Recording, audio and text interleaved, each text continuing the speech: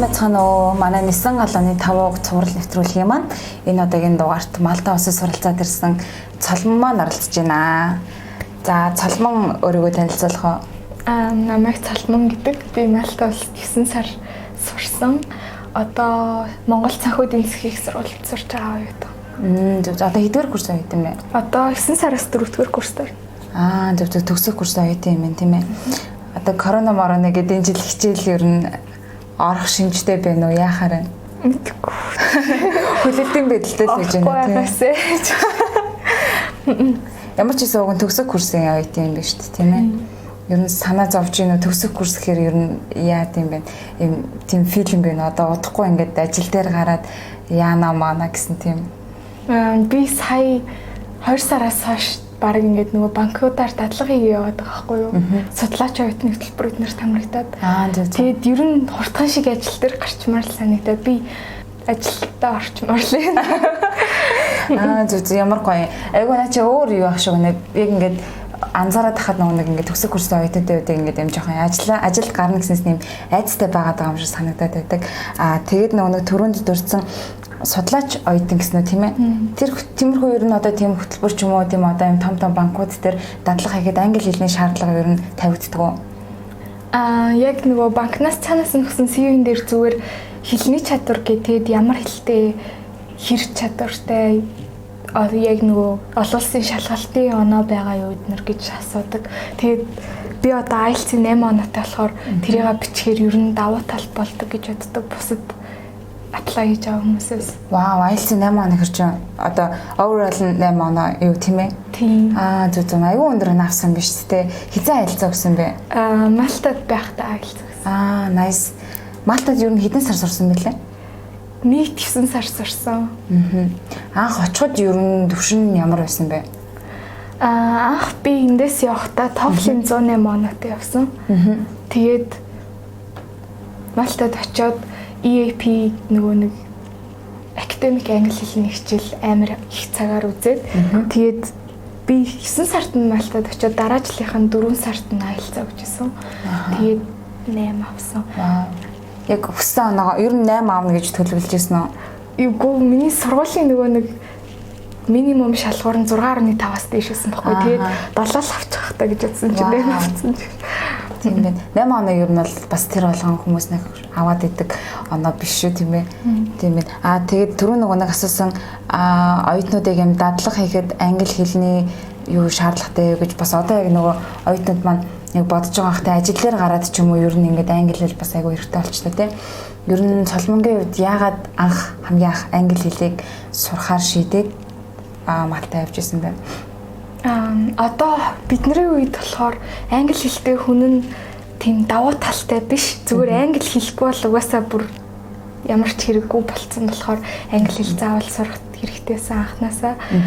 Тийм. Тэгээд ном унших, кино үзэхэд англи хэлтэй байвал орчуулгын үзэж уншснаас хамаагүй дээр идэг. Тэгээд бас одоо Google-с гэхэд монголоор хайх, англиар хайх хоёр шал өөр шүү дээ. Ер нь өөрийнхөө хүсэж байгаа мэдээллийг айгуу сайн олж чадна гэж боддог англи сайн байвал. Зөв баталгаатай их сурвалжаас тийм хин нэгний хотлоо өөрийнхөө үзэл санааг ингээд Facebook-ийн пост шигтээд ингээд бичсэн биш тийм. Яг нададаас яг тийг санагддаг номыг ингээд одоо жишээлбэл яг их хэл дээр нь уншаадаг тухайн нөгөө нэг өөрөө бичсэн зохиолж яхах нь одоо ингээд утга санааг ямар ч тийм дамжсан тийм хөрвүүлэг өөр хүлээж авах тийм. Монгол зохиолч өөрийнхөө нь бас нэг юм үзэл санаа заримдаа ингээд орсон байдаг шүү дээ. Тэрийг ингээд унших хоёр бас яг өөр санагддаг. Цолмонгийн үед ер нь одоо ингээд хүн болгоны өөрсдийнх нь юм одоо англи хэл арга барил байгаа шүү дээ. Ном унших, кино үзэх ч юм уу. Зарим зүгээр дууныг хараад сурчдаг тийм. Чиний хувьд ер нь яг ямар арга барил айгүй тохиромжтой санагддаг вэ? Би хамгийн анх ер нь яаж сурч ирснээ санчлаа. Одоо ингээд янз янзын тухайн үедээ дуртай байсан дуучид одоо ч гэсэн дуртай байгаа Taylor Swift эднэрийн дууны лириксийг хараад тэг яг ингээд сонсонгоо лириксийг уншаад их ер нь тэгж тогтсон гэх юм уу англи хэл Өгүүлбэрийн бүтцэн ч юм уу. Тэгээд дараа нь ном уншиж эхэлсэн. Harry Potter-ын цувралуудыг уншаад амар үр дүнтэйсэн. Одоо нэг зохиолчийн 7 ном уншихаар тэр зохиолч нь одоо ингээд нэг хүн чинь өөрийнхөө бичиж байгаа юмд өөрийнхөө хэрэгэлдэг үгээ илүү их хэрэглэхийг бодно шүү дээ. Тэгэхээр хэрэглэхийг бодох шиг ингээд хэрэглээд явж шүү дээ. Тэгэхээр одоо ингээд эхний удаадаа би тэр үгийг мэдхгүй дикшнэриас харлаа гэж бодоход дараагийн удаад нь дахиад гарч ирэх байхгүй. Тэгэхээр би нөгөө нэг тавтаад байгаа болохоор үг цээжлээд ер нь англи сурахад амар үр дүнтэй санагдсан. Ингээд нэг зохиолчийн олон номыг унших. Тийм ээ тий. Тийм ээ. Нэрээ тийм ээ. Тэгэхгүй бол ингээл бид нар чинь ингээл жижиг ном барьж аваад уншиж тусчаал дахиад өөр ингээд яхаар нэрээ хэрэглэгддэг орхиод идэг тий. За окей. Дууны үгний хувьд бол бас нэрээ дуу сонсонгоо ингээд яхаар чинь яг юм сонсгол болон нэр айгүй олон чадваруудыг унших ойлгох. Тий. Тэгээ бас өөрөө яг нөгөө одоо дууныхаа үгийг ингээд бичиж мичээд те яг юм бол бас яг нөгөө дүрмийн ингээд нөгөө нэг юмас юундаа өгүүлбэрийн бүтцэн хөвшээд тийм тэгэж болох юм байна. Ер нь Монголд ингээд сурахад одоо англи хэл ер нь нэгээс 5 дугаар ангидаа урд нь англи хэл сурж ирсэн тийм ээ. Үгүй 5 дугаар ангиас эхлээд. 5 дугаар ангиас эхлээд зөв. Ер нь Монголд ингээд англи хэл сурахад ямар хуу байсан бэ? Одоо боломжтой юу Монголд? Монголд ер нь бол боломжтой reading, writing and амар чанартай гардаг гэж боддог Монгол багш нарын сурагчдаас би тэгээд гэхдээ яг ингээд нөгөө орчинд нь байхгүй болохоор listening, speaking нь тийм ч сайн хөгждөггүй байх миний бодлоор. Гэхдээ юу ч уншсан ойлгочдөг. Тэгээд өөрийгөө илэрхийлээд зөв дүрмийн алдаагүй биччихдэг болчдөг ер нь хүмүүс. За окей. Малтагийн талаар одоо хоёлаа яриа. Ерөнхийдөө Малтад 9 сар сурсан гэхээр бас одоо нэлээд одоо урт хугацаанд орно тийм ээ. Малтаг ингээд 5 үгээр тодорхойлвол хамгийн түрүүнд одоо ямар зүйлсүүд ингээд санаанд орж байна? Далай эрэг, нар, цагаагаар гэсэн. Тэгээд night life. Тэгээд нөгөө манай тэнд байсан сургуулийн захирал нь өөрөө сургуулийнхаа хажууд амар том ногооны талбайтай байхгүй. Тэгээд Джимс ногоо ингээ шинээр гардаг. Тэгээд бараг сургуулийнхаа хажуу талд нэг юм жижигэн дэлгүүртэй. Тэндээсээ амар хямдхан дандаа шинэ ногоо Джимс авдаг амар гоёсэн. Тэр дэлгүүр амар бодогдоо тийм. Зөв тий. Малтаас ингээд нэг юм fresh хоолтой гэдэг юугаараа бас ингээд айгу тийм алдартай юм шиг санагдчихсаа ингээд уншиж хахад ногоо могоо ч юм уу те одоо cheese mess ч юм уу те яг тийм гоо чанартай тийм яг эрүүл хүнс гэдэг юугаараа night life-ын талаар түрэн дурдлаа те. Night life нь ер нь яагаад дурдсан бэ? Яагаад Малтад яг тэр одоо юу нь гоё байна?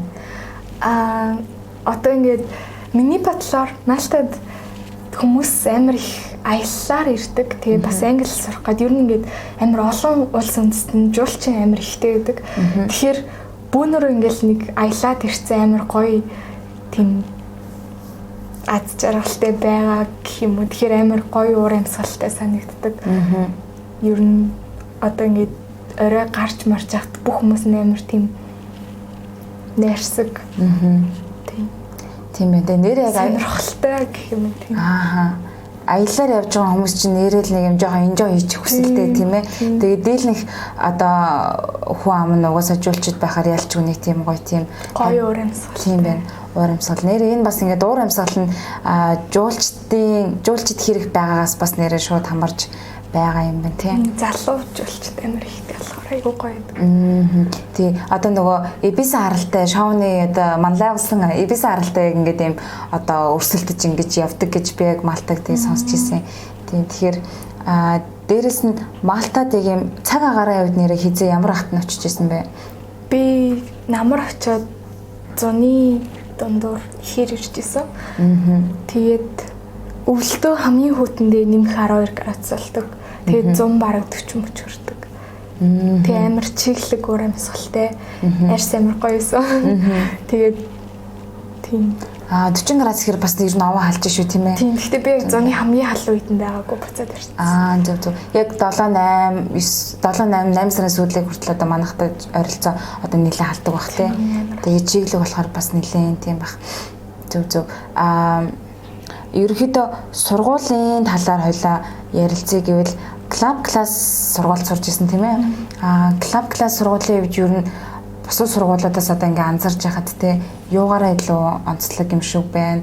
Тэгээд сургуулийнхаа талаар ингээ 5 үгээр хэлвэл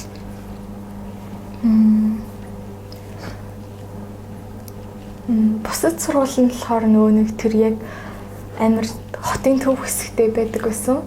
Клуб класс болохоор тийм жоохон нам гүм хэсэгт нь байрладаг. Тэгээд надаа ягаад чинь нэг тийм одоо өөр ингэсэн фермтэй ч юм уу тэг ингээд захирал мэхэрл амар тийм гэртэй байгаа юм шиг санагдуулдаг байсан. Яг захирал биш юм шиг аав ээж юм шиг тиймэрхүү өвөөч юм эсвэл тэгж санагддаг. Тийм нэг сургууль шиг биш гоё байсан. Тийм warm урамсгалтай. Дулаахан урамсгалтай халуун дулаан. Зөв. Одоо сургалтынхын талаар ойлоо яригвэл одоо жишээлбэл урд нь ер нь өөр ямар орнуудад очиж исэн бэ? Зүгээр одоо аяллаар ч юм уу те явж исэн гэж бодоход. Би Малтагаас гадна Солонгос, Англи, Итали явж исэн өөр болсон. Зөв. Гурван нэг аяллаар явж исэн те. Солонгос руу тийм өвөөгийн эмчилгээнд нь хамт явж исэн. Тэгээд Англи руу болохоор нөгөө их захында үйл ямралтаараа явж исэн. Итали руу зүгээр ганцхан нэг аялцсан. Зөв. Одоо жишээлбэл Малтад одоо ингээд суралцж байхад одоо сургалтын системийн жишээлбэл Монголын ийм сургалтын системтэй одоо харьцуулаад үзэхэд ер нь ямар байд юм бэ? Одоо хичээл орж байгаа арга барил нь чамд ямар санагдсан бэ? Ер нь бол нөгөө нэг бүр тийм амар Америк ч юм уу тиймэрхүү улсууд шиг амар задгаа биш. Ер нь жоохон консерватив талтай ордог хичээл нь. Тийм. Одоо ингээд баг лекцийн дундуур шууд 0 оруулахгүй асууж иж 0 ормоор гэдэг Монгол шиг санагдсан жоохон. Тийм жоохон хатууд. Гэхдээ яг үтэжгүй чанартай сайн заадаг. Тэгээд яг англи хэлнийх нь хичээл бол амар гоё ордог гэсэн. Манай академик англиний багш нь амар хөөрхөн эрэхтэй багш. Тэгээд Лана Делрийн амар фэн нь тэгээд тэр амар яриа нэлдэг ч тийм байсан. Зөв. Яг бас юу ахах те Малтар хүмүүс ч юм бас нөгөө юм аялын журмаар очсон зарим хүмүүс маань те зүгээр аялан англиар сурах гээд тэгээд оройдоо бол ингээд хангалттай ингээд шоуд чинь те аялал чинь тэгээд хичээлийнхээ үед бол ерөөсөө л хичээлдээ л фокуслаад яг юм ялгаж салгахад бас айгүй тийм хэрэгтэй гэсэн үг шүү дээ. Тэгвэл хичээл нь чинь ингээд амар сул юм чөлөөтэй ороод тэгээд тараал бас юм activity ч гэсэн амар чөлөөтэй байж жоохон назгаарч бас магадгүй тийм ээ. Тийм байна. Ерөнхийдөө аялын үед яг Малтад яг хаашаа явж аялж исэн бэ? Ер нь хэрэг аялдаг байсан бэ? Амралтын өдрүүдээр ч юм уу? Малта өөрөө амар жижигхэн болохоор нэг автобусанд цугаал нэг хот руу амар хурдан очичдаг. Тэгээд ер нь аягүй их аялсан. Бүх гой газруудаар нь явж үзсэн. Тийм. 9 сараас ингэж угаасаа ер нь нилээн л бүр бүр нөхцөлийг нь бүр мэддэг болох нь шүү дээ. Юу амралтын өдрүүдээр ер нь юу гэдэг вэ? Хичээлээсээ гадуур сургуулиас одоо ингээд нэгд өдөр болгон ийм А4-ийн цаасан дээр 7 хоногийнхоо скежюлийг гаргаад өгчдөг гэсэн. Тэгээд ингээд бүх өдөр баг activity хийдэг. Сургуулиас цаанаас нь хичээлээс гадуур эсвэл хичээлийн холбогдолтой. Тэгэл ингээд 2 дахь орой, 4 дахь орой, эсвэл 1 дахь, 3 дахь, 5 дахь орой юм гэл юунд шоколадны фестивал гэж болж исэн. Лааны фестивал гэж болж исэн. Тэгээд ер нь тиймэрхүү юмнууд нь шөнө болдог амар гоё. Тэгээд бас нэг ямар өдөр нэлээ бүр ийм том амар том усан онгоц шийдэн дээрээс амар их солиот бодуулаад тэгээд fireworks night гэхлээр нэг тийм болж бас автобусаараа ингээд бүх юмдаа сургуулиас автобусанд гараад тэгээд бөөнөрөө хамт явцдаг. Бараг автобусныхаа мөнгийг л өгөөд тэгээд тэр газар нь угаасаа орох юм байхгүй такс бараг авдаггүй тэгэл амар гоё явдаг бас. Nice юм байна те тийм байна. Ер нь жоохон өөрийгөө задлаа тэгээд жоохон нээлттэй болъё те өөр орны найзуудтай болъё гэж бодож байгаа хүнд бол аюу гай боломж шүү те. Заавал нэг өөрөө очиод сайн уу би Монголоос ирсэн танилцсан мэлзэг гэхгүй те. Хүмүүс өөрөө ирээл ингээд амар бүгд нөгөө бас англи хэл сурах гэсэн зорилготой ирсэн болохоор аюу ярих дуртай тэгэл танилцаал байгаад идэг. Амар нээлттэй. Тийм байна. Ялангуяа нөгөө нэг одоо танихгүй орчин нэг ганцаараа очисон хүний хувьд бол дээрэс нь манай монголчууд чинь дийлэх нэг жоохон бүрэг талтай тий. Ер нь бүрэг талтай. Хүн очиж хай гэхгүй л өөрөө нэг төрүүлж очиод идэггүй тий. Тэнгүүд ингээд сургуулаас ингээд цаанаас нь за та нар яв гэд. Тэгээ ингээд бөөгнүүлээд ингээд явуулчихж байгаа нь бас айгу тийм юу юм бэ тий. Амар тий. Тэгээд тэнд нөгөө нэг Латин Америкийн улсуудын хүмүүс эднэр нь ер нь амар дэргсэн full of energy тэгэл хамт байхад амар гоё ингээд хөөрөгчдөг бүр энерги дэрч дэлгөө. Тийм хүмүүс байсан. Тэнд нэрээ урд нэг манай юунд энэ дугаарт мөх соёл гэж жүжигч орж исэн. Тэгээд сааса тийм Латин Америк бүжгийн талаар бас ярьж исэн. Бүжгийн юу болдог клубтэй баг арай алхамчлуу. Тэгээ теннис менс ер нь янз янзын юмны клуб байдаг. Би өөрөө бүжгэлдэг болохоор тэрийг нэг сонирхоогүй байна. Ер нь бол тийм бүжгийн клуб байдаг. Янз янзын юмны клуб байдаг. Зөв. Тийм ээ. Ийш тийшээ заавал нэг аялаад сонирхолгүй хүмүүсээ сургууль дээр бас ингээд гоё активитэд хамруулж иж болох юм байна тий. Тийм. Зөв. Би бол очих юм бол бүжгийн клубт нь бүр дуртай явах. Надад тэр Латин Америк бүжиг бас айгу таалагддаг. Дээрээс нь яг ингээд очиод Латин Америкчууд их байгаа учраас эдгээр чи өөрсдөө нөгөө уугал яригдсан учраас бүр амар гоё бүжиглдэг байх тий. Амар ингээд нөгөө дорм дотроо явж яхад тэдний өрөөнд бүр ингээл амар шүүгэнтэй галтгоонд тэднэр ороод ирвэл бүр амдшгүй бас амар шүүгэнтэй ер нь тийм амар гоё эерэг хүмүүс шиг санагдсан. Нэрэ клуб класс сургуулахаар дотор байртайгаа цуг байдаг юм. Одоо өөрсдийн гэсэн дотор байртай сургуульд тий. Тийм өөрсдийн гэсэн хоёрч дотор байртайхаа баг. Чи ямар байранд байрлаж исэн бэ? Би эхлээд хостелд байж байгаа дараа нь яг сургуультай залгаа дотор байранд нь орсон. Зөв. Тийм тэр хостел нь болохоор нөгөө давхраараа нэг галтгоотой ч лөө. Тэгээд би өрөөндөө нэг армян охинтой хамт идэг гэсэн. Дараа нь сургуулийн дотор байранд орохоор өрөөндөө хоёр ортой. Тэгээд би эхлээд Украин хүнтэй хамт иж байгаа. Дараа нь тэр гараад тэгээд хоёр ортой өрөөнд ганцаараа байсан. Тэгээд өрөөндөө бас галтгоотой. Тийм тэр дундын галтгаа байхгүй амарсан. Зөв. Тийм байна. Бас юунаас хамаарат те ямар байранд байрлах уу гэдгээс хамаарат ор мороо сонгоод тэгээд дундаа галтгоотой байх уу эсвэл хувьдаа галтгоотой байх уу гэд тэрийг олол өөрөө сонгоод явчих юм шүү дээ. Дундаа галтгоотой хаар нэг гоё юм нөгөө нэг сургууль дээр танилцсан найзуудтайгаа галтгоон таралтахаар амар янз янзын улс үндэстний хоол биендээ хийж өгдөг, зааж өгдөг. Тэгээд гоё хоол иддэг байсан. Тийм байна. Nice юм байна. Яра хоолны сонирхолтой тий. Магадгүй ирээдүйд бас юм одоо ресторантай хоолн тоогож болно гэж бодож байгаа хүмүүс бол тэгээ галтгаанд өнжих нь шүү дээ. Хин хаанаас ямар орны хүн ямар хоол хийх нүгэл хараад сурж хахад тийм байна. За Малтагийн ер нь 9 сарын хугацаанд яг Малтад суралцаад ирэхэд таны хувьд одоо ингээд гарсан өөрчлөлтүүд ямар өөрчлөлт байгаа вэ? Одоо physical одоо дээрэс нь одоо оюун санааны хувьд ч юм уу те майндсеттэй ч юм уу нэг юм юу өөрчлөгдсөн бэ? Өөрчлөлтүүдэд байна. Physically миний арьс амар гоёлсон. Чиглэг өөр амьсгалтай байсан. Тэгээд ингээд Малтад очиод онгоцноос дуунгут ингээд саунд орж байгаа юм шиг гэдэг. Бүр яг literally саунд орж байгаа юм шиг амар чигтэй. Тэгээд амар таргалсан. Яагаад таргалсан бэ? Хооллон эсвэл зүгээр л орчноос байсан болохоор мэдгүй хоолноос олсон баг гэж бодоод байгаа. Тэгээд ирээд буцаад гэрийнхээ хоолыг идэлт ороод турцсан. Зөв. Амар хөөж таргалсан юм шиг үлээ. Тийм бах тэ нэрээ. Яг цаг агаар нөгөө нэг ингээд өөрчлөгдөхөр бас ингээд биедээс аяга амарх өөрчлөлт гарч ирсэн шүү дээ. Дахианы мах амир хийдээсэн тэгсэн гэж. Яг одоо рутин ч юм уу те одоо ер нь өөрөө ингээд яг хувь хүн тал руугаа ер нь ямар өөрчлөлттэй тань гарсан бэ? Хувь хүн тал руугаа би ер нь харцсангуу амар бие тасан болсон. Би Малтай хос өмнө хоол хийж чаддаг байсан. Тэгээ хоол хийж чаддаг болсон. Хувцас угааж чаддаг болсон. Гэхдээ хувцас угааж чаддаг байсан л та. Гэхдээ угаалгын машин гүйч гэсэн угааж чаддаг болсон. Тийм. Тэгээд хамаагүй нээлттэй болсон. Нөгөө ичимхий байхаас илүү шинэ хүмүүстэй танилцахтаа ч юм уу амар нээлттэй бие барих болсон. Зөв. Одоо ерөөхдөө нэг юм ганцаараа одоо ингэ survive хийгээд тэгээд survive дээрээс нь enjoy хийгээд сурсан гэсэн үг шүү дээ тийм ээ. Зөв. Тэг ялангуяа бас ингээд 10 жилээ төгсөөд ч юм уу цолмонгийн хувьд хэдэн настай явж исэн бэлээ? Би 17 дотор авсан. Зөв. Тий 17 дэх хүүхдүүдийн хувьд бол бас яг те очиод яг ингээд бие даагаад 9 сарын хугацаа гэдэг бас нэлээд урт хугацаа учраас ингээд ганцаараа ингээд амьдарч сураад те тэгээд дээрэс нь яг 10 жилээ төгсөөд эн чинь яг их сургуульд орохоос өмнө гэхээр бас ер нь яг тийм задарч амжаагүй байдаг шүү дээ.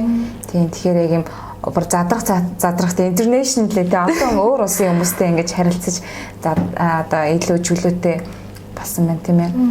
Тэр бас яг 10 жилээ төгсөж байгаа хүмүүстэд айгүй хэрэгтэй санагддаг. Одоо хоёлаа ингэж Малтагийн талаар ярихаар ер нь Малтаг ингэж амар санаж гинөө яг ингэж Малтагийн дурсамж дүр зургууд ер нь амар тодорж гинөө.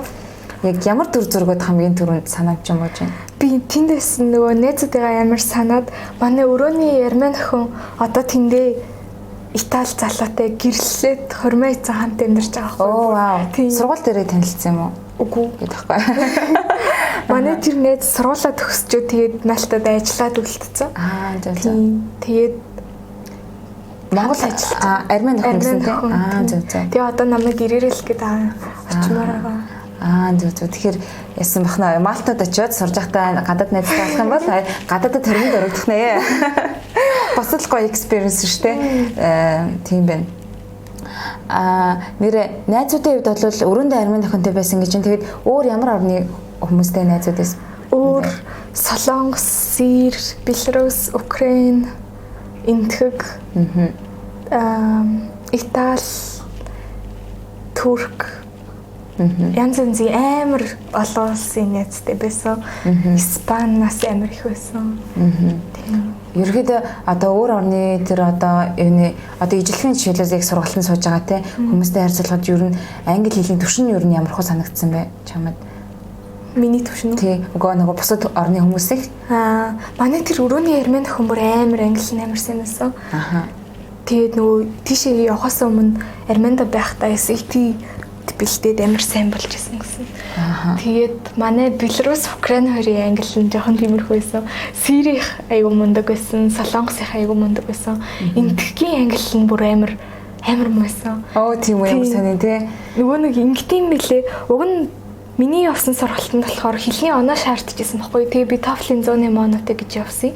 Тэгээд тэр энтхэг болохоор хэлний оноогүйгээр шууд ороод ирсэн юм шиг лээ. Тэгээд биднээс бүр амар хоцрогдоод тэгээд зүгээр англи хэлний жирийн сургалт руу шилжчихсэн. Зөв. Тийм байна. Тэгэхээр бас яг ямар төвшөнтэй байгаа вэ гэдгээс хамаарат яг ямар сургалтанд орох уу гэдгийг зөв сонгож явахгүй бол бас жоохон асуудал үүсэх юм байна тийм ээ явчихсны дараа. Зөв. За, ерөөхдөө одоо манай бичлэгийг болохоор Малта руу явахаар сонирхож байгаа хүмүүс нөлөөдлөхөө үзэж байгаах. Тэгэхээр Малта явах гэдэг одоо бэлдэж байгаа ч юм уу тийм ээ. Тэгэхээр за Малтач гэлтгүй ер нь өөр орн руу ингээ гадаад явахаар төлөвлөж байгаа хүмүүст өгөх юм зөвлөгөө одоо өгвөл хашиж явсан хэрэгтэй байх те. Тийм зөвлөгөөнүүд гэвэл одоо хувийн зөвлөгөө гэвэл та ямар зөвлөгөө өгөх вэ? Одоо манайхан ч бас коронавирус бүгд ээжтэйш явнаа л гэж бодсон байж байгаа. Одоо жишээлбэл эми сан ч юм уу те. Ийм намаа аваарч ч юм уу нэг тийм. Тийм. Би цөөхөндөө дандаа нөгөө юу авч явдаг. Ибупрофен тэгээд толгойн юм тэгээд гидсний юм авч явдаг. Тэгээд хоол мол хорцчвал гидсний юм явахгүй балраад идэв. Ер нь Монголоос би имээ аваа явцсан зүгээр гэж боддог. Их бүр тийм ихээр биш.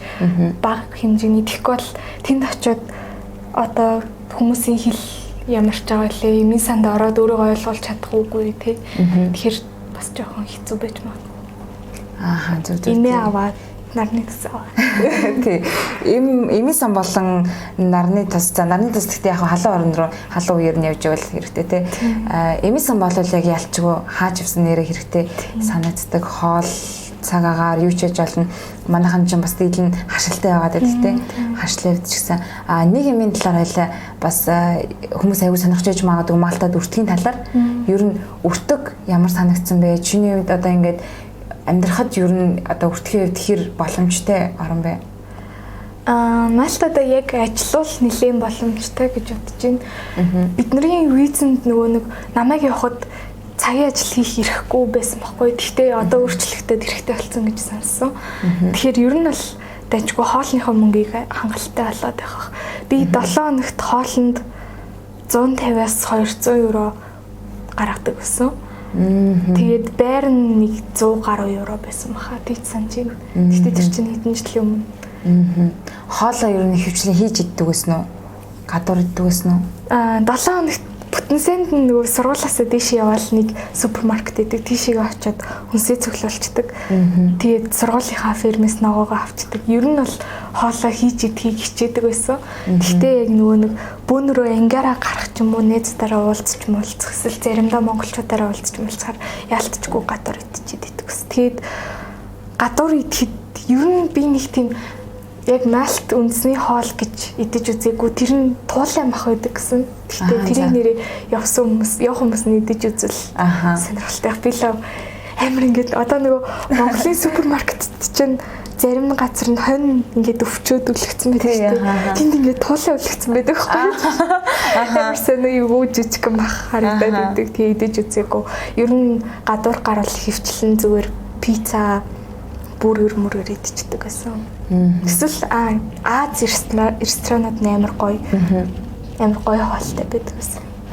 Зөв. Гэтэ ер нь яг баажтай 7 хоногийн баажтай гаргаад тэдэх өдөр за гарна гэд бусад өдрүүд нь ер нь хүнсээ ингээд бэлтгээ тавьчихад бол бас зардал харьцангуй баг гарах бах те хоолоо ээж идэж байгаа тохиолдолд. Тийм би болохоор нөгөө гарна гэдгээ яг тэгж хүнснээсээ хасч төлөвлөлтгүй зүгээр л 7 хоногт хүнсээ авчдаг. Тэгээ тэр нь гарчвал хүнсээ цуглуулах хоногоо нэг хоногоор хойшлуулцдаг ч юм уу тийм байсан. За хоолны хувьд бол окей өөр одоо тийм үзүр үйлчлэгээ ч юм уу аялал те social activity за такстай зарим тийм ивентүүдэд ер нь одоо чиний санаж байгаагаар ойролцоогоор тийм одоо тэдэс евро ч юм уу тиймэрхүү барагцаа тоолвол цаанаасаа такстай газруудад нэг ивент нь 15 евро, 13 евро мөр очлоо. Эсвэл зарим нь 50 евро гэд бүр нөгөө Гозо гэд арал руугаа явах бол тийм байдаг санагдаж байна. Гэхдээ яг нөгөө цаанаасаа таксгүй зүгээр одоо тэр жишээ нь солиот үзэх ивент ч юм уу тэр байвал автобусны 3 евро, 4 евро өгөөл явцдаг 2 евро заримдаа. Тийм сургуулиас автобусыг гаргаад явцдаг гэсэн. Тийм зөв. Ерхэдөө болохоор ингээд Малта руу явахаар сонирхож байгаа хүмүүс ямар хүмүүс байвал зүгээр вэ гэхээр одоо тэгж бодоод байгаа байхгүй юу? Аялах сонирхолтой тийм ээ. Аялах дээрэс нь ингэж юм одоо оройн цагаар ингээд одоо шоудныхын чашин тийм ээ за 6 цэнгэл талдаа ингээд жоохон сонирхолтой байгаа. Тэгингээ англи хэлээ сайжруулж практис хийж байгаа хүмүүс илүү тохиромжтой санагдаад байдаг. Эсрэгээр одоо яг ингээд ерөөсөө тийм аялал зугаалах сонирхолгүй тийм ээ. Айгуу serious байгаа зөвхөн хичээлээ хийгээд өглөөнөөс оройр л ингээ хичээлээ хийгээд сум барааны дээр аялал зугаалах ямар сонирхол алга гэвэл одоо өөр орн руу явдаг ч юм уу тийм. Тэгээ санагддаг. Чиний хувьд ер нь одоо юу гэж бодож байна? Яг одоо цуг суралцж байсан хүмүүсээс нь жишээлбэл ингээл ийш тийшээ гарддаг тэгээ зөвхөн хичээлдээ ингээ юм фокуслаж сурж байсан хүмүүс байдаг. Ер нь яаж сурвал илүү Малтад тохиромжтой байдаг вэ? Би одоо яг нөгөө final шалгалтуудынхаа үеэр би өөрөө зөвхөн хичээлдээ анхаарал ерөөсөй гарахгүй нөгөө хятад найзтайгаа хамт амир их бэлддэг байсан. Манай хамт явсан монгол хүүхэд бас ер нь нэг гардаг байсан. Гэтэ хичээлээ хийдэг байсан. Зүгээр ингээд тоглож моглоо байж идэг. Компьютер тоглоод ч юм уу. Мэдгүй надад л тийшээ явж байгаагийнх юмнуудад нь оролцоод үзээд явбал гоё л гэж бодож байна. Тэгээд зүгээр хэлний сургуульд явлаа гэхэд сайн сурчвал тэндээ стафаар үлдэх боломжтой байдаг. Тэнд бас монгол ихч стаф байдаг. Тэгээд ингээд дөнгөж анх очиод жоохон хэцүү нөгөө байр маараа ойлголцохгүй байхад тэгэлж амар тусалж байсан. Амар тэнд нөгөө нэг монгол стаф байна гэдэг чинь хамаагүй дээрлэлчихэж байгаа байхгүй юу? Тийм. Яг зөв бас хэлний жоохон тийм төвшин багтаа хүмүүс бас айгүй хэрэг болдог тийм ээ. За окей. Хоёулаа ярилцлага бол ерөөхдөө ингээд дуусчлаа. Тэгээд өнөөдөр цаг зав гаргаад манад ирээд ярилцлага сэтгэлдээ өгсөнд маш их баярлалаа. Тэгээд хамгийн сүүлд нь хэлэхэд ерөөхдөө Малта явахаар сонирхож байгаа хүмүүст нэг зөвлөгөө гэвэл ямар зөвлөгөө өгөх вэ? Одоо цорын ганц чухал зөвлөгөө гэх юм уу те? Магадгүй сургуулаа зөв сонгороо явахаас өмнө Малта улсыг одоо сайн судлаарай ч юм уу те?